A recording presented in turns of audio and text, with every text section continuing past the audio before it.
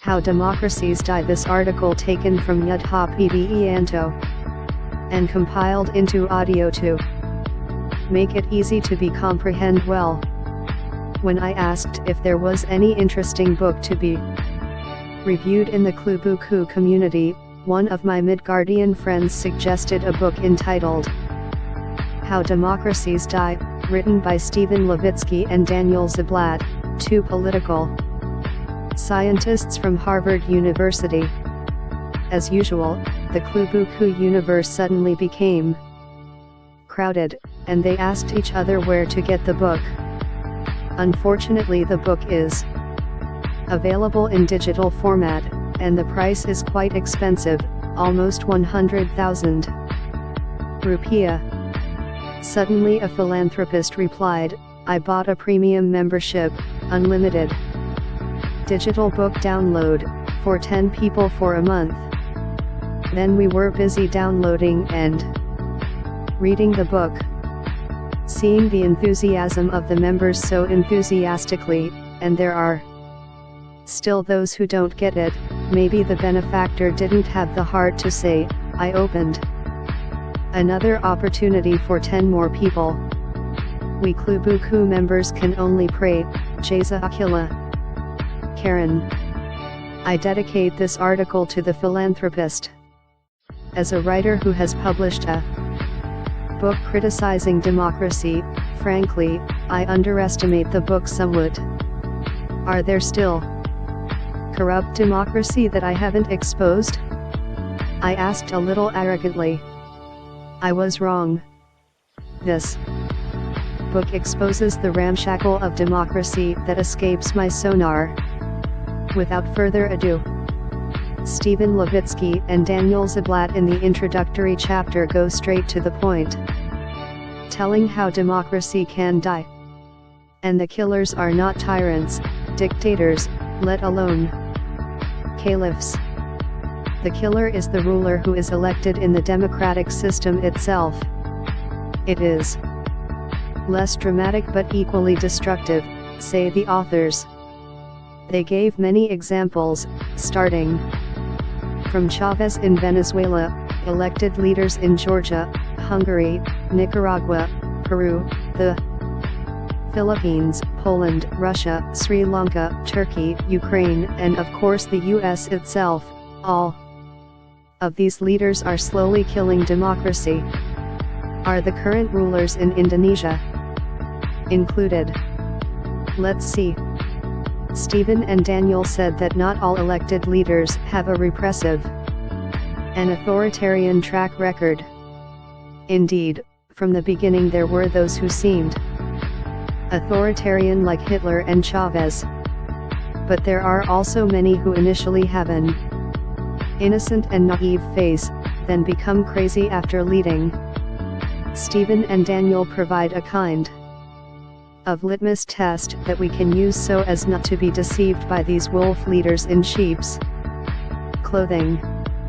They call it 4 key indicators of authoritarian behavior. First, rejection or weak commitment to the pillars of democracy. The parameters include: do they like to change laws? Do they ban certain organizations? Do they limit the political rights of citizens? Do they banning certain organizations, or restricting basic civil or political rights? Suddenly I thought of HTI and its activists being persecuted. Second, rejection of the legitimacy of the opposition. Its parameters include: do they pin their political opponents with subversive titles, threatening the principles and ideology of the state? Do they criminalize their political opponents on various fabrications? Suddenly I remembered those who shouted treason, anti-Pancasila and anti-NKRI, as well as the ustads and ulama, who were criminalized. Third, tolerance or encourage acts of violence. Parameters include: Do they have any relationship with some kind of paramilitary organization that tends to use violence and take justice into their own hands? Suddenly I remembered the Banzer who liked to persecute, disperse the recitation, and act as police, prosecutor, and judge at the same time. And the ruler was silent at 1,000 languages as if he agreed to all of this. Fourth, readiness to silence civil liberties.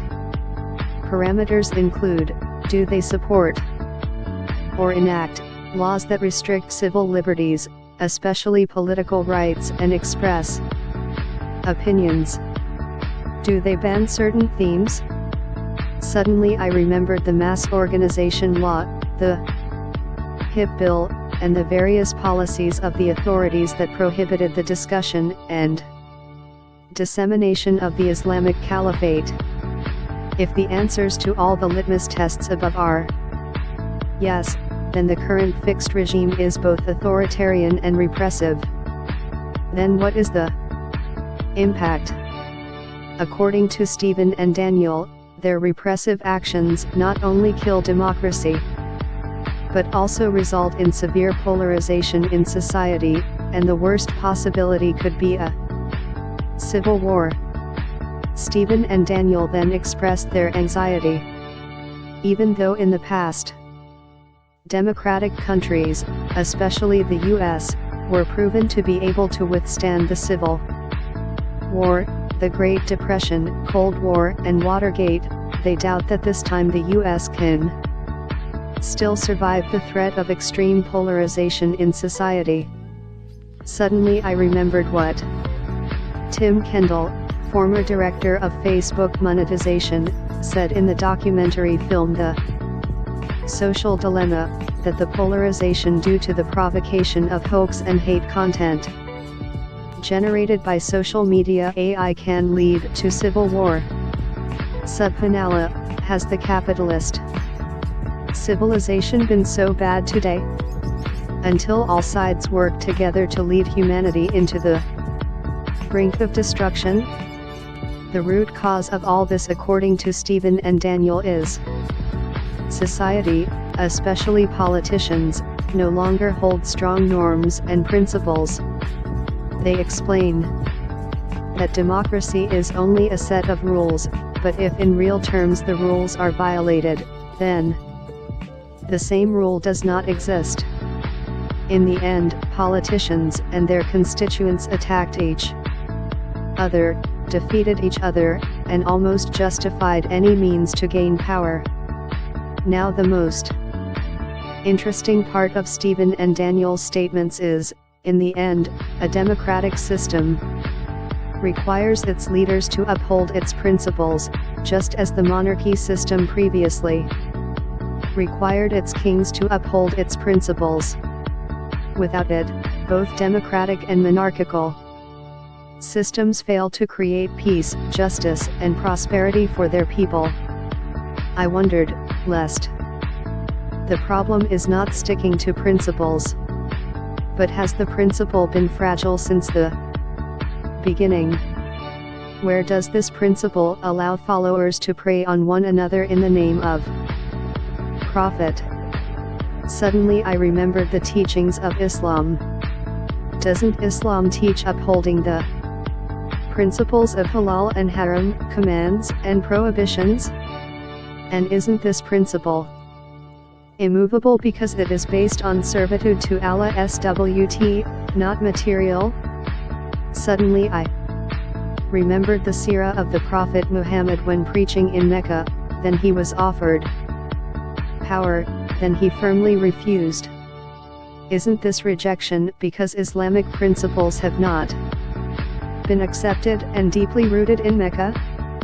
It was different when Islamic principles were accepted and deeply rooted in Medina. Finally he became the head of the Islamic State there.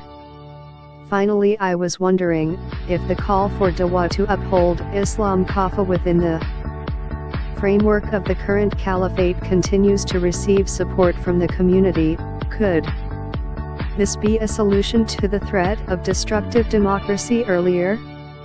And is it possible that, in the not-too-distant future, the narratives of how democracies die will soon be replaced with narratives of how Khalifa rise?